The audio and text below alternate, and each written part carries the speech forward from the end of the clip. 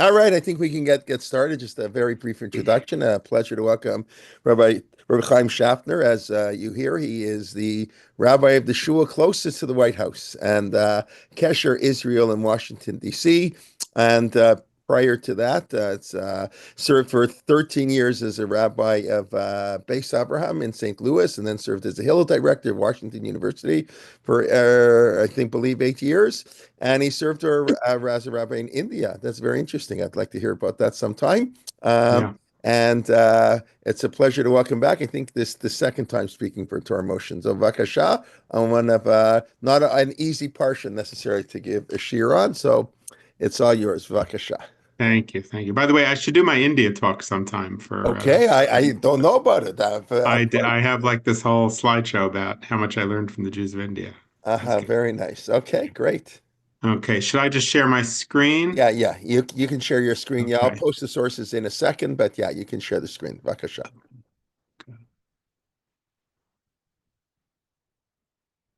Okay, everybody can see that? Okay, great. So,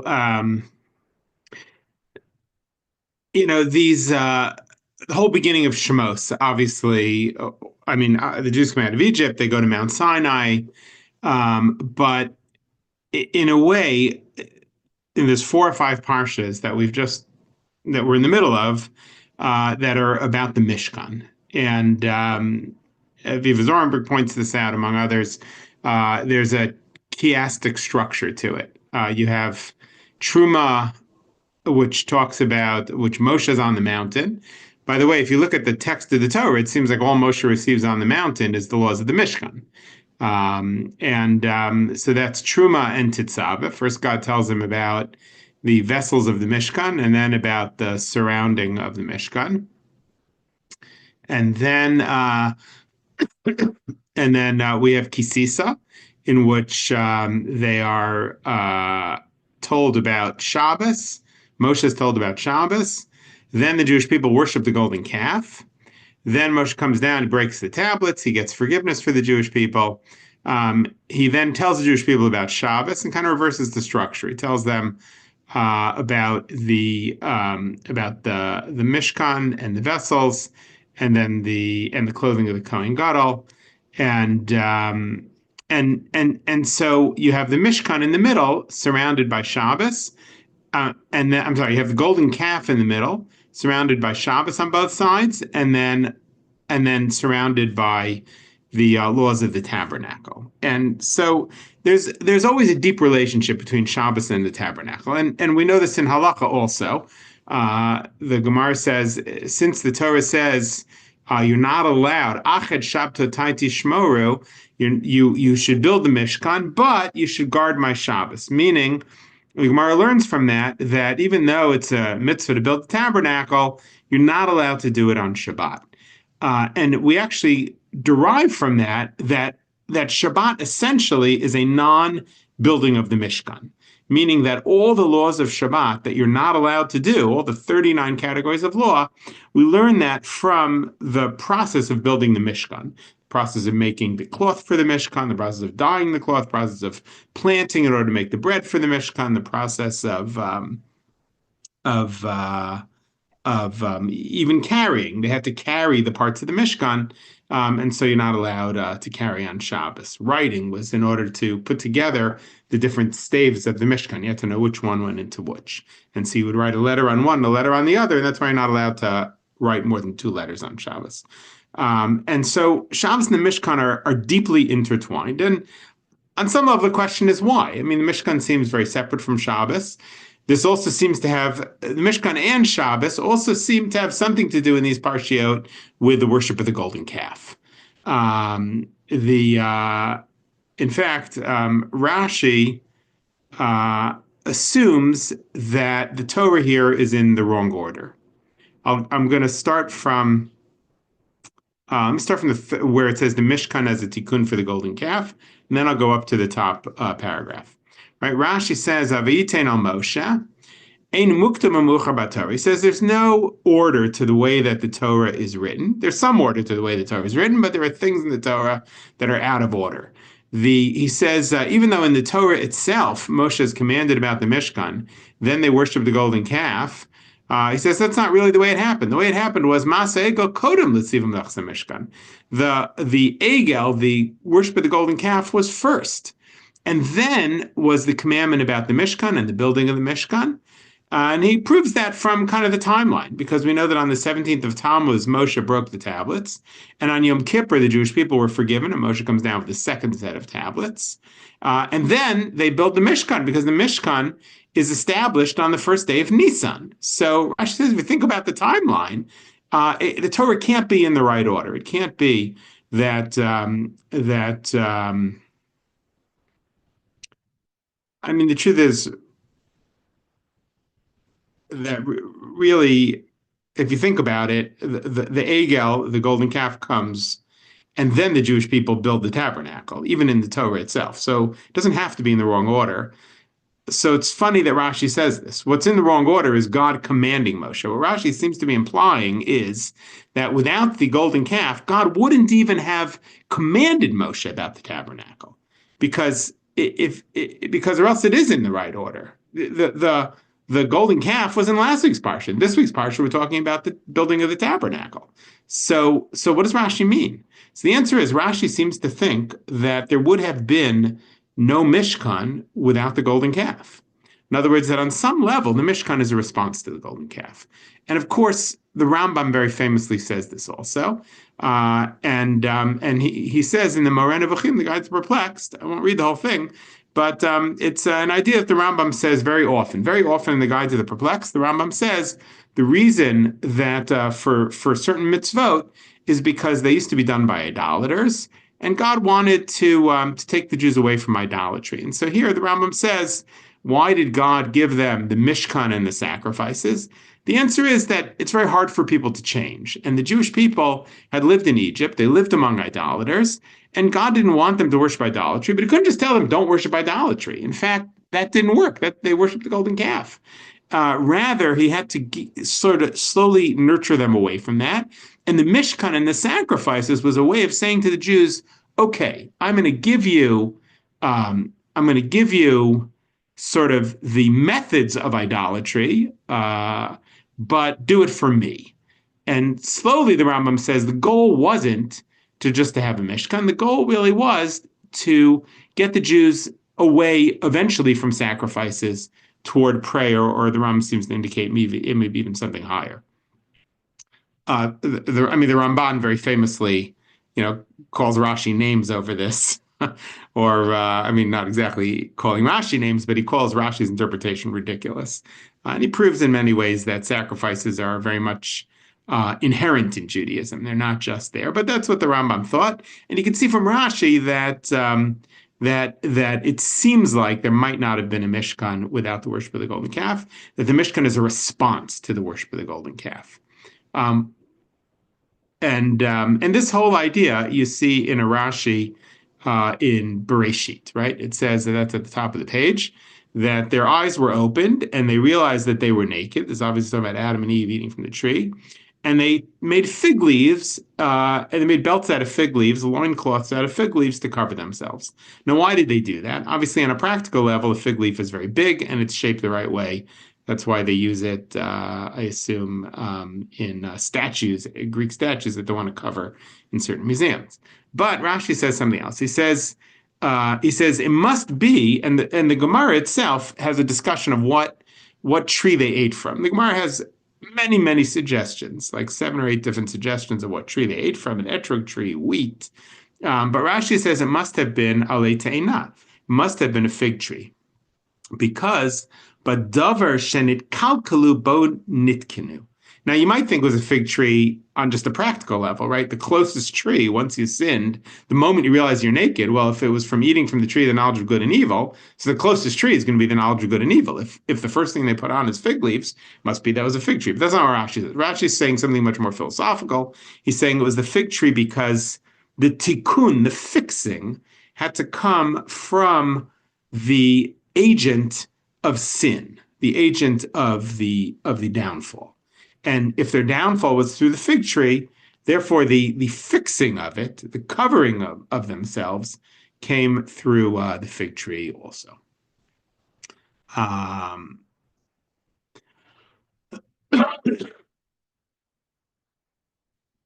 okay, and then he gives a reason why about the other trees, but that's the fundamental idea. Is that I think you're seeing this reflected in this Rashi about in the parsha about the Mishkan and the golden calf, and that on some level that's the function of the Mishkan. What does this have to do with Shabbos? So we'll get to that. Well, let me actually ask that, right? Why is Shabbos important? If the function of the Mishkan is as a tikkun for the golden calf, why is Shabbat an important element? So I think the answer is that, and this is said by others, I think Viv Zorberg says this also in the same place in her book on Shemot, that in a certain sense, giving a people that worship the golden calf a Mishkan, which is filled with gold, is a terrible idea. In fact, there's a medrash that says that the faces of the cherubs that were on top of the ark were not, babies like some Mefarshim say, some commentaries say, but were the heads of calves. They were golden calves. In fact, we see later in Navi that when Yeravam, the evil king of the north, wants to stop the Jewish people from going to the south to worship in the temple because he wants the northern kingdom to stay separate, what does he do? He sets up essentially his own tabernacles. What is it? He sets up two golden calves. On some level, the golden calf is that because the original service of idolatry the Jewish people do is a golden calf, and so this reminds them of that? Or is it that there's something fundamental about a golden calf, that on some level a golden calf is the most obvious representation of the deity, or it's the most basic idolatry, or the most obvious idolatry? Now, to us, it doesn't make any sense. A golden calf doesn't seem any different than a golden fish, but on some level, you find the golden calf more than once. And there's something about a golden calf, but so in a way, I mean, aren't you just giving them more of the golden calf? It's true, like the Rambam says that it's for God, but isn't it just going to get out of control? In fact, it does get out of control later on in history when idols, Baal and others, are brought into the temple. And so on some level, Shabbat is the opposite of the Mishkan, right? It is the brakes on the Mishkan.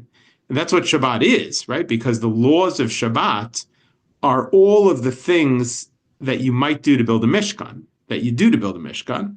That's precisely what you're not allowed to do on Shabbat. Shabbat essentially is the not building of the Mishkan. That's the fundamental aspect of Shabbos. You are not building the Mishkan. Everything you can't do on Shabbos is because those things are done to build the Mishkan. And so the golden calf, which was this,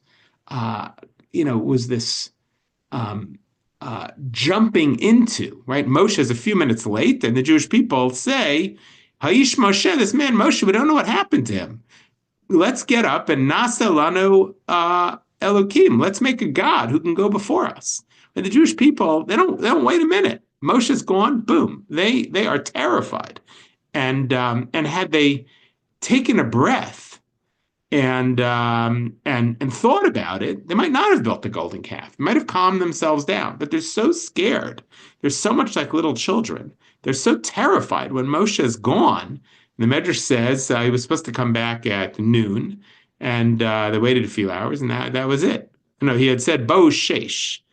Bo Shesh Moshe. He was supposed to come at 6, and he didn't. They waited a few hours, and they couldn't handle it. So they built this golden calf to if you look at the text of the Chumash, it's to take Moshe's place. But there's no thinking. There's just acting. And Shabbat is the opposite of that, right? Shabbat is just thinking and no acting. I mean, in a sense, it's not creating anything. It is just reflection. And that's exactly what the Jewish people needed at that moment and didn't have. And so God could have given them just Shabbos, really, if you think about it. Just Shabbos probably would have been enough. But the Mishkan seems to, at least according to the Rambam and Rashi, seems to be important for redirecting their golden calf energy. But if it doesn't come along with Shabbos, it will get out of control. You see this reflected, I think, in the following Sforno. The Sforno says, "V'yom hashvi'i elechem Shabbos Kodesh, seventh day should be holy to you. V'lo tasubo afilu malechas hamishkan. Don't even do the work in the Mishkan, that we know generally. Kol ha'oseh bo malacha yumat. Anybody who does work on it will die. Afal pi shehi malechet mitzvah, even though it is mitzvah work, holy work. In other words, it's surprising, right? The Sforno is surprised that building the Mishkan on Shabbos should be a problem. Because it's a mitzvah to build the Mishkan. Like, why? In fact, there's other mitzvahs we do on Shabbos. We violate Shabbos in the temple all the time. We bring karbanos on Shabbos. We bring a shachris. We bring the karban tamid shel shachar. We bring a sacrifice twice a day. We bring a musaf offering on Shabbos. We violate Shabbos all the time in the Mishkan. The building of the Mishkan, you're not allowed to violate Shabbos. But the worship of the Mishkan, we assume that God, just like God commanded us not to build the Mishkan on Shabbos and not to violate Shabbos, the same God commanded us to bring sacrifices on Shabbos. And so we do that. But he says, Afal pi shehi malechet mitzvah. No, even a mitzvah you're not allowed to do on Shabbos. Meaning, fundamentally, the building of the Mishkan. Take a look. This is the Naftali Tzvi Yehuda Berlin. He writes, it says in Parshas Kisisa, which was last week's Parsha, K'tiv, it writes, Yeoseh malacha. No work should be done on the Shabbos. Imkein mashma kol oseh hamalacha shemehem yaseh hamalacha aval kan k'tiv ta'aseh. Here it says no work should be done. In other words, over there, you should not do any work. Over here, it says no work should be done. Well, what does it mean? It's more passive. It sounds like even passive work cannot get done. Therefore, we can see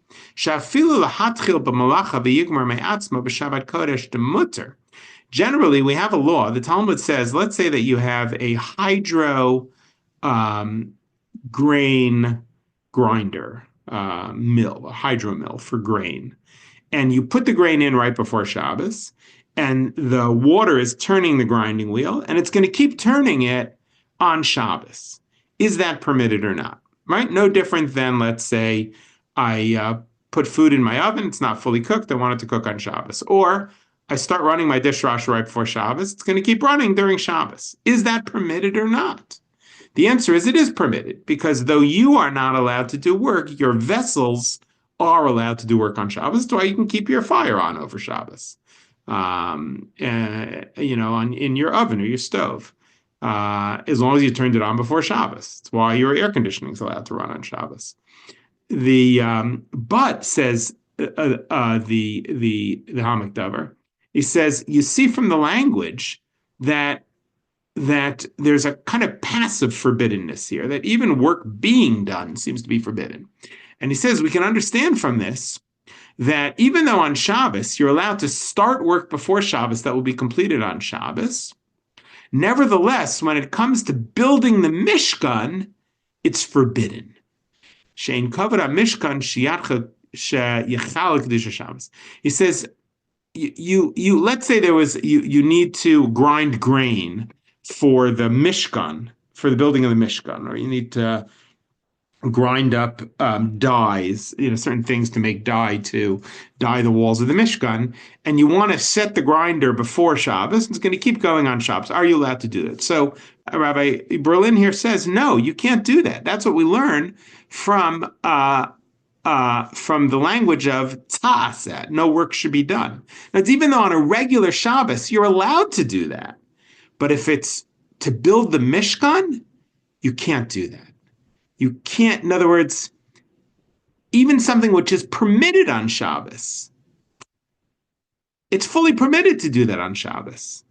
but the violation of Shabbos can't even touch the Mishkan.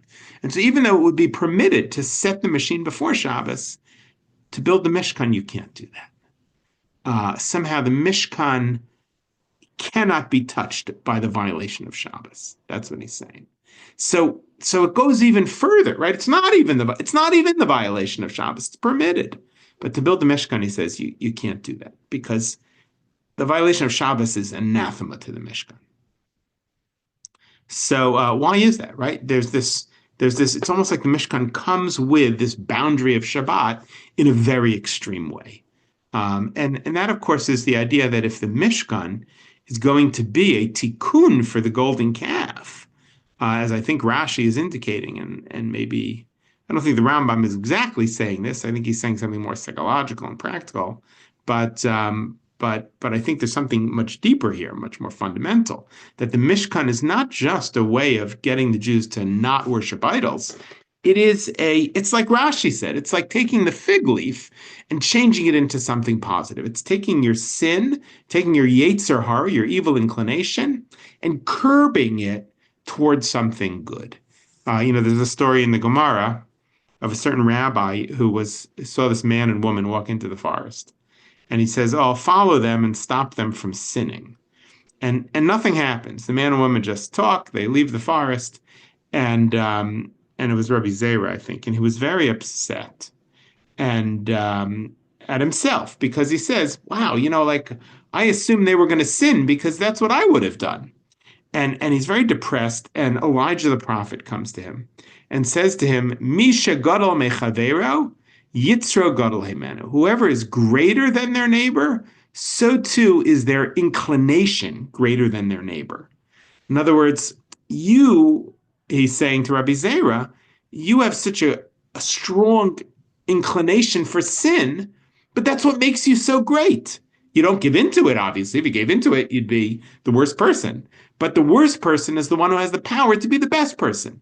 Because inclination, nothing's really negative or positive. Everything is neutral. It's just how you use it. And so the word yetzer, inclination, actually comes from the word vayitzer, to create, to form something. It's creativity. It's like Freud said, that the libido is the creative energy in the human being. But left unchecked, it can go wild and can lead us to sin. And so that's the idea, is that not just that the Mishkan is there to wean the Jews away from the golden calf, but the Mishkan is actually like the fig leaf. It is a utilizing of the sin of gold and bowing and worship and sacrifices. It is the golden calf turned on its head. It's the other side of the coin of the golden calf. It's the golden calf, but used in a positive way. It's the energy of that idolatry, but used for good. We don't have the desire for idolatry anymore, which makes you wonder, what are we missing, actually? Right? In other words, on some level, they say that idolatry and prophecy, the desire for idolatry and prophecy sort of came together. They were also different sides of the same coin. Yes, potentially. I agree with you. Right, everything has a potential for positive and negative. There's a Gemara in which a certain rabbi says, in Judaism, everything is permitted. And they say to him, what do you mean everything's permitted? What about cooking? What about milk and meat cooked together?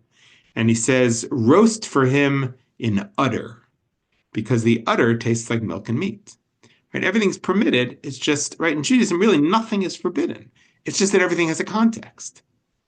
Everything, and the more powerful some Yetzer is, the more powerful some inclination is, the more laws it has, because it needs that in order to curb it. So that is the Mishkan as tikkun. I think also that you can see this in the vessels of the Mishkan, and I'll do the ark as an example. I haven't played out all the vessels, but we see this with the ark. It says about the ark, of course, in our parsha is the first thing that's commanded.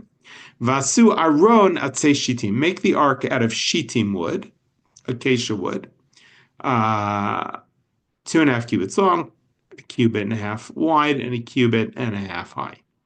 And coat it with gold inside and out, and make a gold molding around it. So the Medrash Rabbah says, Medrash is sort of wondering, why does it have to be made out of shittim wood? Why? Why? Rashi, by the way, says, if you look at this, did I quote the Rashi? I didn't quote the Rashi.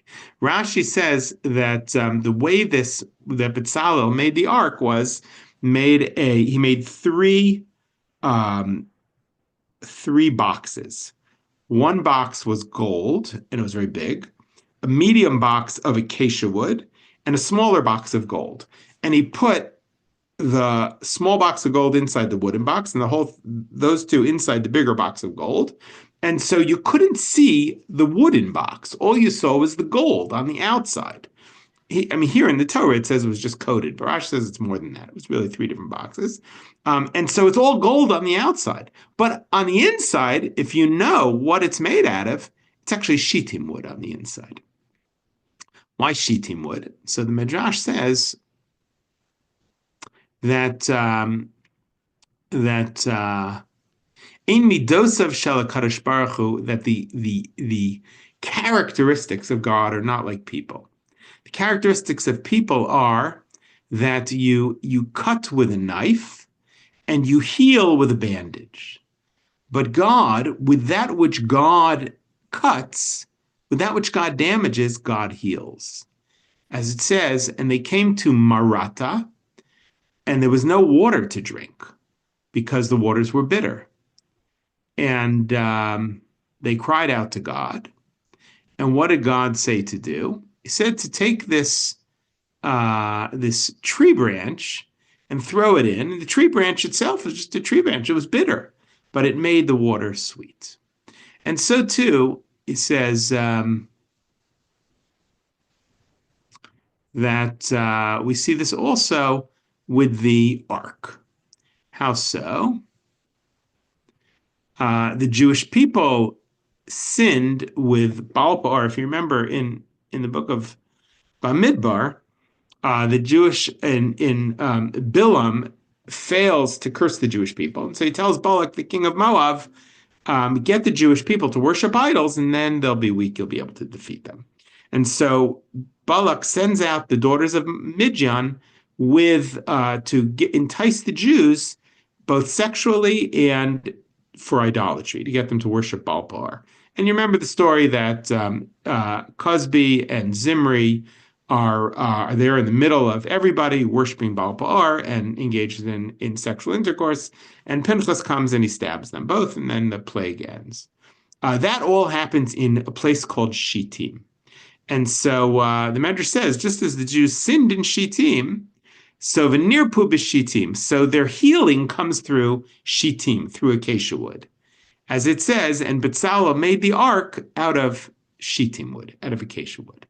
And so the Midrash is saying basically that the ark itself, it's relating it to the sin of Baal Peor, but of course, the sin of the golden calf is a very similar sin. In fact, the rabbis say that the Dionysian image of the golden calf was not just idolatry; it was actually also a sort of a sexual that was also a way of serving Baal Peor. But here's the Rashi. Rashi says that there were three arcs, one inside of the other. Rabbi Tzadok, a coin of Lublin, has the following comment. Any questions so far? Everybody okay? So Rav Tzadok says, Tzadok was a great Hasidic rabbi who he wrote a lot of different books, Tzidkas Tzadok and others, but also a book on the Torah portions called Pri Tzadok. And here he says a very similar idea to the Midrash, but he says it slightly differently. He says, he quotes the Rashi that there were three arcs, one inside of the other. And that this is not how the other vessels were made. The other vessels, some of them were made out of wood and coated with gold. But here he points out he's interested in this three arc design, one inside the other, like those Russian dolls. You want to know why it's done that way. Why not just make it out of wood and coat it with gold? So he says the word shitim, the word acacia wood, shitim is connected to the word shtut. Shtut means frivolity or silliness. And he quotes the Gemara on Sota, Ein Adam over Avera, nobody sins, Ela imke nichnas bo ruach shtut. People only sin when a spirit of folly enters them. Right? This is often true, that sometimes a person sins and they can't even it's surprising to them, right? Later on, they can't really even understand how they could sin. It doesn't seem like them. It seems like someone else. It seems like, why would I do such a thing? And people could just compartmentalize that, but often it's very hard to integrate our side. If we're somebody who is both righteous and sinful, it's very hard to integrate that because it seems like someone else. That's not me. So he says the Gemara says this is the concept of sin, that nichnas baruch shtus, there's some spirit, some otherness, spirit of otherness that kind of enters the person. And it's a spirit of folly in the sense that we're not thinking about the import of our life. We're not thinking about the big picture, the big questions when we sin. In fact, sometimes sin is an escape from those things. Inyan hataiva hu be'emes shtus v'tifshus. The concept of desire, he says, is connected to folly. Shudavar mos. Ve'ein shtus v'tifshus gadol mizeh. And when it comes to worshiping Baal Pa'ar, or worshiping the golden calf, we have a desire in the moment to fulfill our what we want. But we're losing out on something. We're losing out on what we think we should do, on the world to come. In other words, a lot of times people know intellectually that they should not do something, but they do it anyway. Why is that? That's very strange. Right? In other words, if we know intellectually that we want to act a certain way and that we should act a certain way, why don't we act that way? Somehow desire lies in the emotive space, right? As the medievals put it, in the heart. And the mind knows something different, but somehow the person doesn't follow the mind. It's very perplexing. So this is the concept of ruach shtut. This is why the Talmud says this, because it must be some kind of other spirit. Because me, why would I do that? I don't think I should do that. So how could I do that?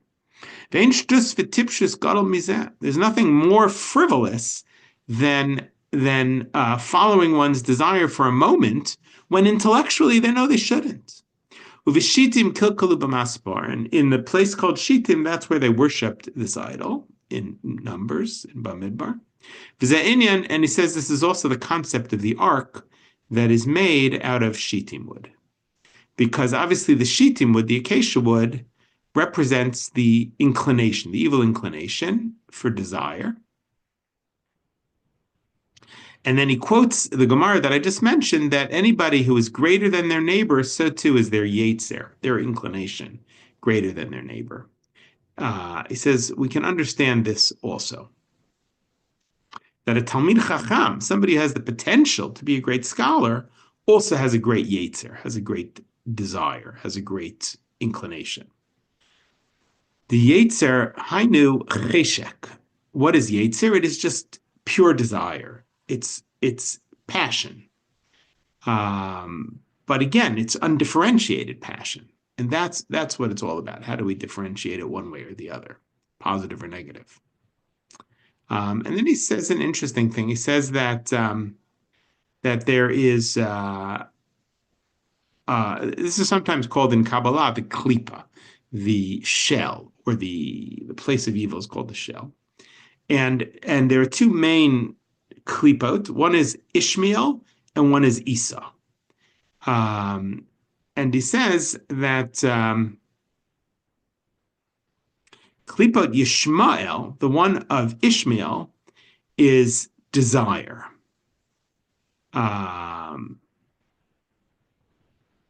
And the one of Esav is it. So the one of Yishmael is the desire, for idolatry, for sexuality. The one of Esau is aggression, rechitza v'kas, anger, and the desire to kill. Right? By the way, Freud said that we have two fundamental desires: sex and aggression. That's exactly what what the Kutzkers, what the Rav Tzadok HaKohen is saying here. That Ishmael represents the desire for sexuality, which idolatry is part of that, and Esau represents the fundamental drive of aggression. V'achshav nitzrech od b'kedusha. He says, but we actually need these things. We need aggression sometimes. You know when? When it's time to destroy Amalek, we need aggression. When it's time when the rabbis have to stand up and say something, they need aggression. And so that's an important thing. And the same thing, obviously, with the klipa of Yishmael, which is the evil inclination for desire. And you need that. What do you need that for? He says you need that. That is the source of everything creative. It's the source of Torah, he says. You wouldn't study Torah without the desire of Ishmael, without the Yetzer, without the Freud's, I'll call one libido and one aggression, without Freud's libido. And so we need them both. And he says, but there will be a time, and he says the Ishmaelite sort of libidinal desire, that's what fuels Torah, chemda deoraita. Yes, drive. I'm sorry, that's much better. Drive. Freud talked about the drives. That's right. And so we have these two fundamental drives. They can be negative because they lead to murder and anger, and they lead to idolatry and forbidden sexuality. But they also lead to aggression that needs to be used for things like war, and the libidinal drive, which needs to be used, he says, for Torah study. You wouldn't actually, right? That creativity of Torah study comes from a place of libidinal drive. Roma is the very, and he says, but the time will come. He says, la'atid, in the time of the Messiah, kishid labin hayetzahara detaiva. He says, what's going to happen is one of these is going to be retained and one of them is going to be erased in the time of the Mashiach. In the time of the Mashiach, the Esau drive of aggression, of killing, is going to be erased because we know that it will be a time of peace when the lion will lie down with the lamb and those kinds of things. But what about the desire of Ishmael? What about the drive, the libidinal drive? So he says that we're going to retain in the time of the Messiah, because without it, there's no desire for Torah. So he's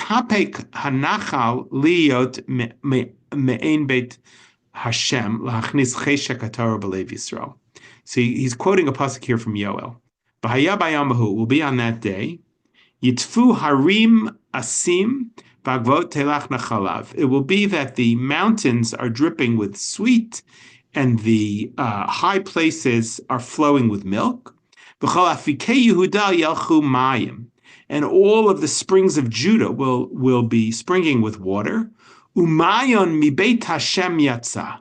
And a spring will come out of the house of God. V'hishkan, it will water what? At Nachal Hashitim. It will water the valley of Shittim. The valley of Shittim is where they sinned with Baal Pa'ar. Where they sinned. That's Shittim. But the water will come, the spring will come out of the house of God, out of the Mishkan, and it will water the place of Shittim. In other words, you will still always have that desire of Shittim, but it will be curbed into its better place, which is a place of desire for Torah. Shal Yidei she'elsak b'Torah b'lev shalom b'tocho kvar sharatz listabik b'kdushas yisbarach. Because what is studying Torah? It is the desire to cling to God, right? What is sexual? Sexual desire is the desire for unity, for merging, and so you can't get rid of that because we need that to connect with God. Aggression we can get rid of. And he says that's why the golden parts of the ark on the outside represent Torah, but the inside, the thing that fuels it, is shittim wood, because shittim is the place where the sin took place, and shittim represents that Yetzer Hara of Ishmael.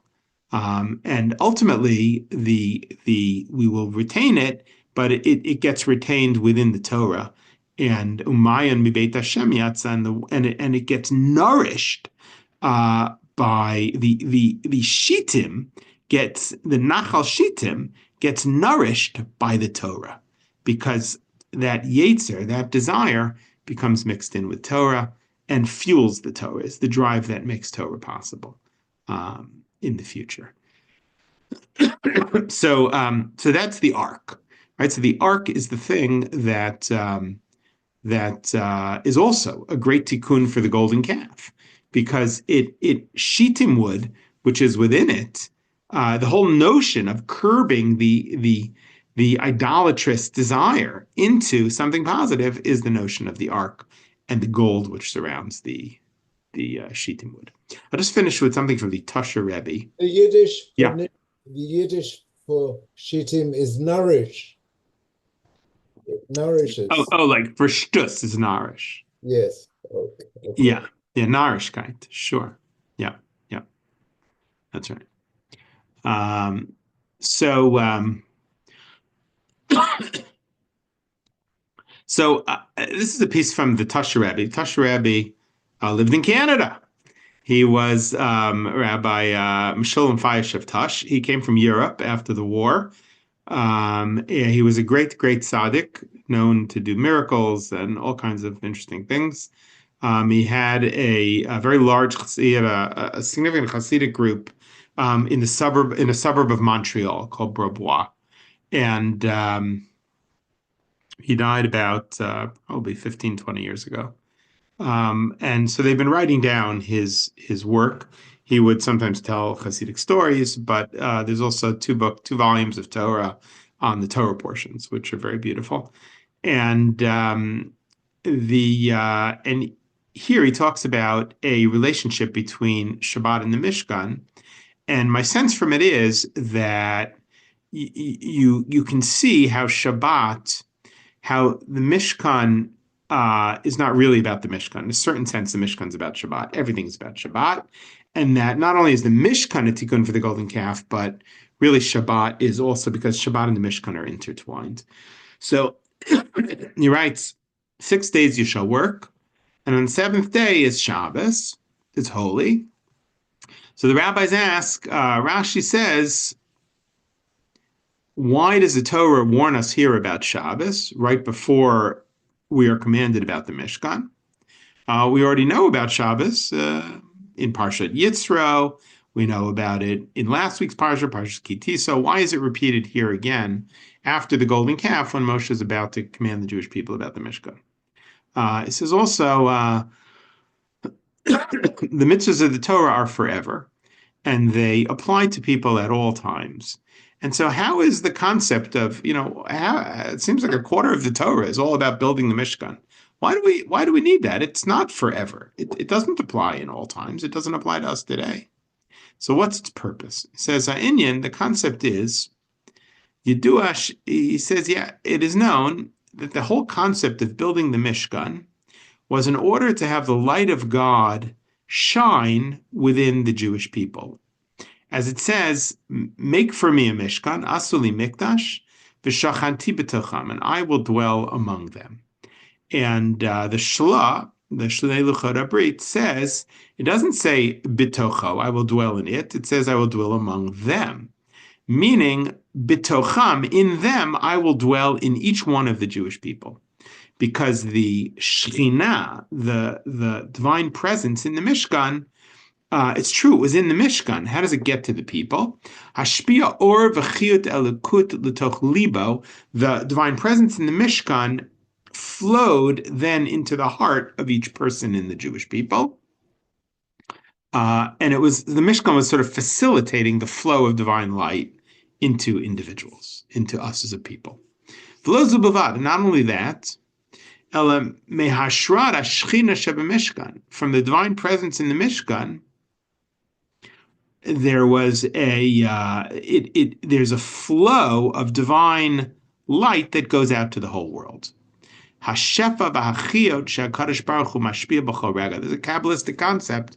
The world is not just created, but the world is constantly being emanated from the divine. In other words, the real state of the world is nothingness. The ultimate paradox of the universe is, why is there anything? Right? That's the problem. We just take it for granted, but really there should be nothing. So why is there anything? So in Kabbalah, there's a sense that there's only anything because God is constantly willing it, projecting it, or else there really would be nothing. The basic state of things is that there's nothing. This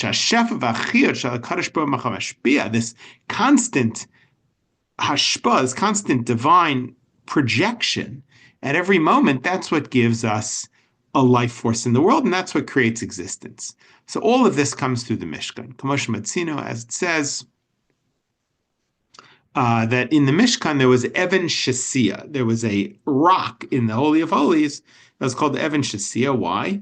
Because from it, Hushtat Ha'olam, the world came to be. Shederach Sham, that's where the Shefa, that's where the divine flow came from that gives presence, existence to the world.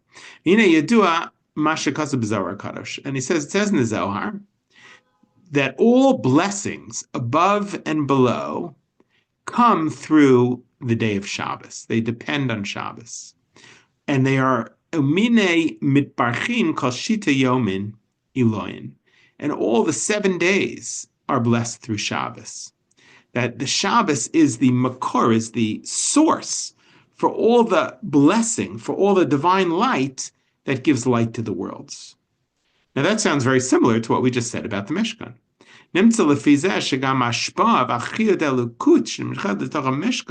So he says it must be that even the divine light which goes through the Mishkan comes from somewhere. Where does it come from? It goes through the Mishkan into the hearts of the Jewish people and into the whole world, but it comes from Shabbos. Akol nimshach al yidei yom Shabbos kodesh. Ki ora Shabbos hi makora dekula. Says the Mishkan isn't the source, Shabbos is the source. And of course, this would explain why you're not allowed to, why Shabbos trumps the Mishkan. The Mishkan gets its divine light from Shabbos. And that's why it says in the holy books that even when the temple is destroyed, we can still get divine light in this world. Why? Because it comes through Shabbos. Shabbos is still there, and Shabbos was the original source. And in fact, he says, Shabbos during exile, Gedolim odioter me'ashabata bizman mikdash. This is shocking. He says Shabbos during exile is greater than Shabbos at the time of the temple, at the time, which is surprising. Maybe, I guess because it's more, I don't know, the divine light therefore comes more directly from Shabbos. As the rabbi of Kamarna said in the name of Rabbi Aryu Leibish of Landstut, I don't know where that is. Alakasav kol yemei hashama tishpot. It says in Vayikra that in the curses, if the Jewish people don't keep the sabbatical year, that they'll be kicked out of the land, and all the days of its desolation, the land will rest. So he says it's not talking about the sabbatical year; it's talking about Shabbat every week, Shabbat generally, and he says that that it's referring to exile, and what it means is Kol Yemei Hashama Tishbot, that Shabbat will be even more powerful during the Yemei Hashama, the days of exile. And this is why in Lichadodi on Kabbalat Shabbat we say Rav Lach Shevet Be'emek Habacha. you dwell in the valley of tears. Shevet sounds not just dwell, but sounds like Shabbat. Shekoach HaShabbat shebe'emek habacha. The power of Shabbat is in the valley of tears, in the days of exile. That's where the powerfulness of Shabbat is. More so than Shabbat at the time of the redemption, at the time of the Mishkan. Why is that? Even at the time of the temple, Shabbat is the source of everything.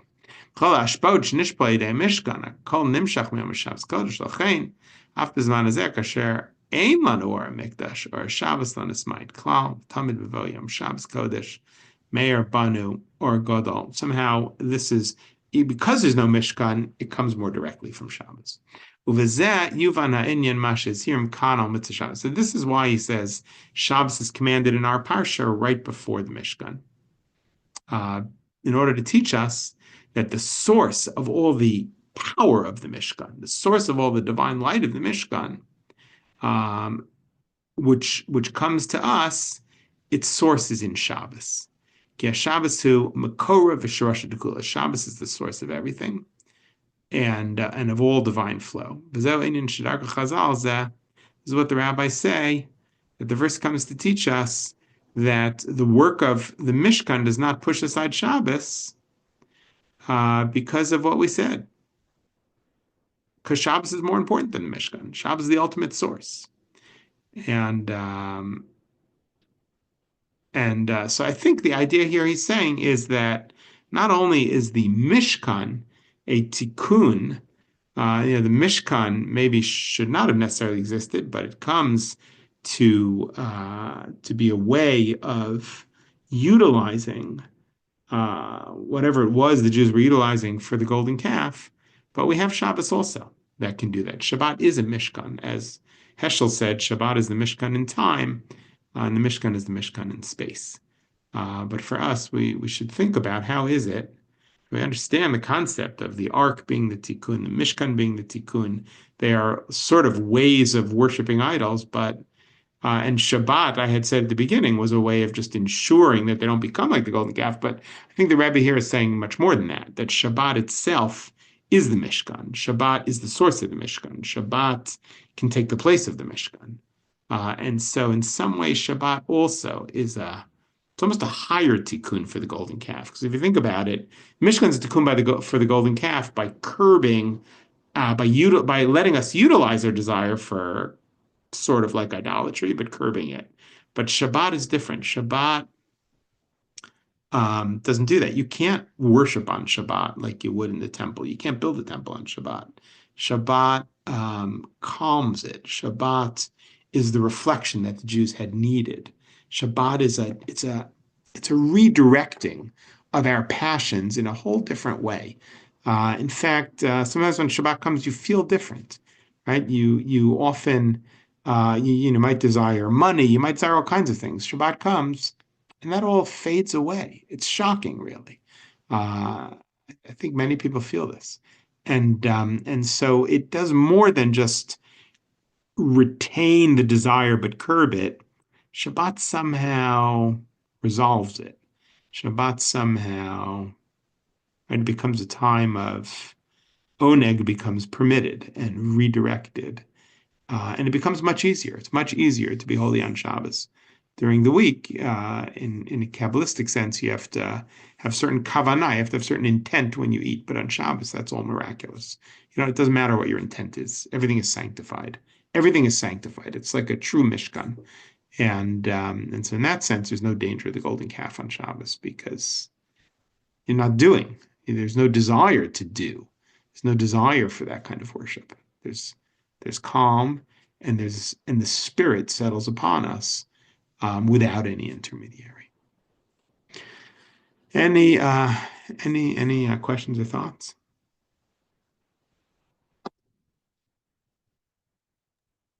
Thank you. That was great.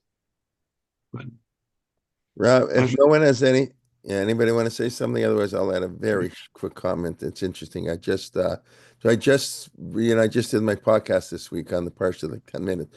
I spoke on Shabbos and the Mishkan, but when the pasuk Vasuli Mikdash v'Shachanti B'Tochan is missing in Vayakhel. And Mm, basically, the Shabbat it's what you're saying. Shabbat is the replacement for Basuli Mikdash v'Shachanti B'tocham, because the Basuli Mishkan, nobody saw the Mishkan. It's too powerful. It's in the Kodesh HaKodashim, and it's very right. distant. Shabbat is more powerful. The kind of what you were saying now at the end. The Shabbat is accessible to everybody, and God replaced his divine presence in the Mishkan with his divine presence on Shabbat, and that's the connection between Shabbat and Mishkan. I think it's very similar idea. So we're Yeah, but so thank you very much. very good. You bet. A pleasure. Very Yeah, good. yeah. So okay. And okay, any questions, comments? Vakasha. Otherwise, I just put the registration. If you haven't registered for a Pesach program, I must say this is really an amazing program. We have 21 speakers. We have our Yom Yun Wow. next Sunday on the Haggadah. 6 speakers going through the Haggadah, 45 minutes each. Menachem Leibtag, Rebecca Winter, Tzvi Grumet, Lori Novak, David Wow. Silber. And then we have for 2 weeks or 10 days, basically 2 shiurim a day on Pesach, every day at 11, and one except the shiur that, of course, I'll give on Friday at 9:15, the regular time, and probably not Erev Pesach, probably the Thursday before Erev Pesach also. So I just put you can register for both. It's 2 separate programs because of the way everything works, but so I do invite you to that. Of course, this Sunday, Rabbi Leibtag will give his regular shiurim on his regular series. Him and Benny Gesundheit will both be giving the regular shiurim. Mark Shapiro is not speaking this week. He'll be back next week. Rabbi Shulman is speaking. We'll have the regular shiurim, and everything for Pesach will start the following week. I hope that's clear. Wow. You'll join us. No, that's great to know. Yeah, and I will yeah, put it in I'll our. say. I'm sorry. No, I should put it in our WhatsApp. It sounds Yeah, great. I'll send you. It's really 2 separate. Yeah, they're really excellent program. I asked my graphic artist to do a flyer, but you'll see on the website. Go to the website, click on the link. You'll see both Okay. the programs. Really, A1 lineup. If and that's it. Then my regular shear on the sitter. Of course, last week did on Purim. Tomorrow morning, 9:15. We're up to Ritzay, the middle of Ritzay, Modim, the last 3 bracha of the Shemon Esrei. Everybody's welcome, and otherwise, we'll say thank you very much, Rabbi.